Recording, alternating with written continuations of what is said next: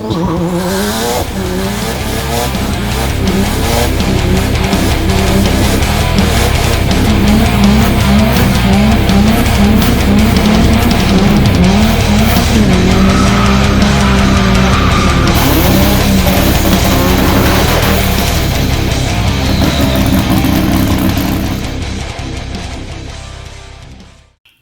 guys, welcome to Corey's Cars. Sorry we're on the laptop here, but just wanted to show you this video of the teardown of the 5.3 LS I got for the S13 Coupe.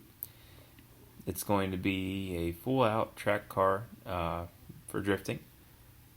We tore it down and everything looks pretty good inside, so we're just going to give it a refresh.